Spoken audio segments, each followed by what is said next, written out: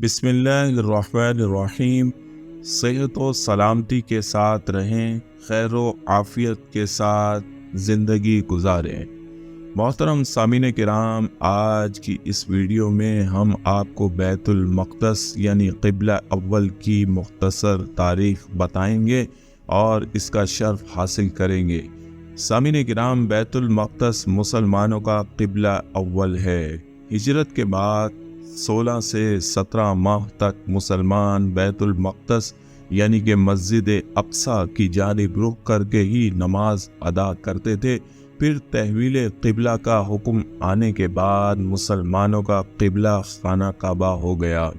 مسجد اقصیٰ، خانہ کعبہ اور مسجد نبوی کے بعد تیسرا مقدس ترین مقام ہے، یعنی کہ مسجد اقصیٰ۔ ان دو مقدس مقامات کے بعد مسلمانوں کا تیسرا اہم اور مقدس مقام ہے۔ مقامی مسلمان اسے المسجد الاقصیٰ یا حرم قدسی شریف کہتے ہیں۔ یہ مشرقی یروشلم میں واقع ہے، جس پر اسرائیل کا قبضہ ہے۔ یہ یروشلم کی سب سے بڑی مسجد ہے، جس میں 5000 نمازیوں کی گنجائش ہے، جبکہ مسجد کے صحن میں بھی ہزاروں افراد نماز ادا کر سکتے ہیں۔ نبی کریم صلی اللہ علیہ وآلہ وسلم سفر معراج کے دوران مسجد حرام سے یہاں پہنچے تھے اور بیت المقدس میں تمام انبیاء کی نماز کی امامت کرنے کے بعد براق کے ذریعے 7 آسمانوں کے سفر پر روانہ ہوئے۔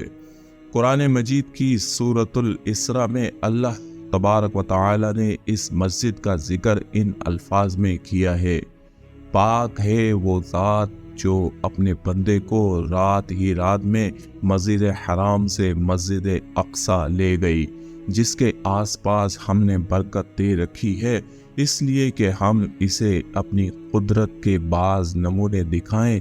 یقیناً اللہ تعالیٰ ہی خوب سننے والا اور دیکھنے والا ہے۔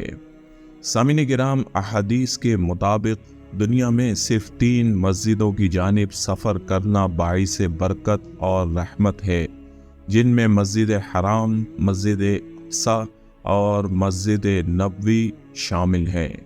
سیدنا عمر فاروق رضی اللہ تعالی عنہ کے دور میں مسلمانوں نے بیت المقدس کو فتح کیا تو حضرت عمر رضی اللہ تعالی عنہ نے شہر سے روانگی کے وقت صحرا اور براق باندھنے کی جگہ کے قریب مسجد تعمیر کرنے کا حکم دیا، جہاں انہوں نے اپنے ہمراہیوں سمیت نماز ادا کی تھی۔ یہی مسجد بعد میں مسجد اقصیٰ کہلائی، کیونکہ قرآن مجید کی سورۃ بنی اسرائیل کے آغاز میں اس مقام کو مسجد اقصیٰ کہا گیا ہے۔ اس دور میں بہت سے صحابہ نے تبلیغ اسلام اور اشاعت دین کی خاطر بیت المقدس میں اقامت اختیار کی۔ خلیفہ عبد الملک بن مروان نے مسجد اقصیٰ کی تعمیر شروع کرائی اور خلیفہ ولید بن عبد الملک نے اس کی تعمیر مکمل کی اور اس کو تزئین و آرائش کیا۔ عباسی خلیفہ ابو جعفر منصور نے بھی اس مسجد کی مرمت کرائی۔ پہلی صلیبی جنگ کے بعد جب عیسائیوں کا بیت المقدس پر قبضہ ہو گیا تو انہوں نے مسجد اقصیٰ میں بہت رد و بدل کیا۔ انہوں نے مسجد میں رہنے کے لیے کئی کمرے بنا لیے اور اس کا نام معبد سلیمان رکھا۔ نیز متعدد دیگر عمارتوں کا اضافہ کیا جو بطور جائے ضرورت اور اناج کی کوٹھیوں کے لیے استعمال ہوتی تھی۔ انہوں نے مسجد کے اندر اور مسجد کے ساتھ ساتھ گرجا گھر بھی بنا لیے۔ سلطان صلاح الدین ایوبی رحمۃ اللہ علیہ نے 1187 عیسوی میں فتح بیت المقدس کے بعد مسجد اقصیٰ کو عیسائیوں کے تمام نشانات سے پاک کیا اور محراب اور مسجد کو دوبارہ تعمیر کیا۔ سلطان صلاح الدین ایوبی نے قبلہ اول کی آزادی کے لیے تقریباً 16 جنگیں لڑی۔ اسلام اور ملت اسلامیہ کے خلاف یہودیوں کی دشمنی تاریخ کا ایک مستقل باب ہے۔ یہود مدینہ نے عہد رسالت صلی اللہ علیہ وسلم میں جو سازشیں اور سازشیں کیں، ان سے تاریخ اسلام کا تقریباً ہر طالب علم ہی آگاہ ہے۔ گزشتہ 14 صدیوں سے یہود نے مسلمانوں کے خلاف بالخصوص اور دیگر انسانیت کے خلاف بالعموم معاونہ رویہ اختیار کیا رکھا ہے۔ 20ویں صدی کے حادثات و صالحات میں سب سے بڑا سانحہ مسئلہ فلسطین ہے۔ یہود و نصارہ نے یہ مسئلہ پیدا کر کے گویا اسلام کے دل میں خنجر گھونپ رکھا ہے۔ 1948 میں اسرائیل کے قیام کے بعد یورپ سے آئے ہوئے غاصب یہودیوں نے ہزاروں سال سے فلسطین میں آباد فلسطینیوں کو ان کی زمینوں اور جائیدادوں سے بے دخل کر کے انہیں کیمپوں میں نہایت ابتر حالت میں زندگی بسر کرنے پر مجبور کر دیا تھا۔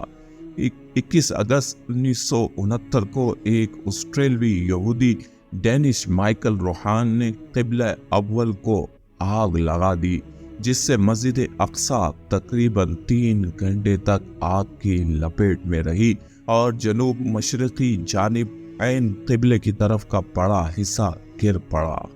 محراب میں موجود منبر بھی نظر آتش ہو گیا، جسے سلطان صلاح الدین ایوبی نے فتح بیت المقدس کے بعد اپنے ہاتھوں سے نصب کیا تھا۔ دراصل یہودی اس مسجد کو ہیکل سلیمانی کی جگہ تعمیر کردہ عبادت گاہ سمجھتے ہیں، اور وہ سمجھتے ہیں کہ حضرت سلیمان علیہ السلام نے یہاں پر ہیکل تعمیر کیا تھا اور اسے گرا کر دوبارہ ہیکل سلیمانی تعمیر کرنا چاہتے ہیں۔ حالانکہ یہودی کبھی بھی بذریعہ دلیل اس کو ثابت نہیں کر سکے کہ ہیکل سلیمانی یہیں تعمیر ہوا تھا۔ گزشتہ صدی سے زائد عرصے کے دوران اسرائیلی یہودیوں کی جارحانہ کارروائیوں اور جنگوں میں ہزاروں لاکھوں فلسطینی مسلمان شہید ہو گئے، زخمی ہو گئے یا بے گھر ہو چکے ہیں، اور لاکھوں افراد مقبوضہ فلسطین کے اندر یا آس پاس کے ملکوں میں کیمپوں کے اندر انتہائی قابل رحم حالت میں زندگی بسر کر رہے ہیں، انتہائی قسم کرسی والے حالات میں اپنی باقی ماندہ زندگی کو گزارنے پر مجبور ہو چکے ہیں۔ اقوام متحدہ اور اس کے کرتا دھرتا امریکہ اور یورپ کے ممالک یہودیوں کے سرپرست اور پشت بان بنے ہوئے ہیں۔ سامعین کرام، یہ وہ ہسٹری ہے جو بیت المقدس کی مختصر تاریخ ہے، اور اس شہر کی عظمت اور فضیلت کو اس چھوٹی سی ویڈیو میں بیان کرنے کی چھوٹی سی کوشش کی گئی ہے۔ ویڈیو اچھی لگی ہو تو لائک، کمنٹ، شیئر ضرور کریں، چینل کو سبسکرائب کر دیں۔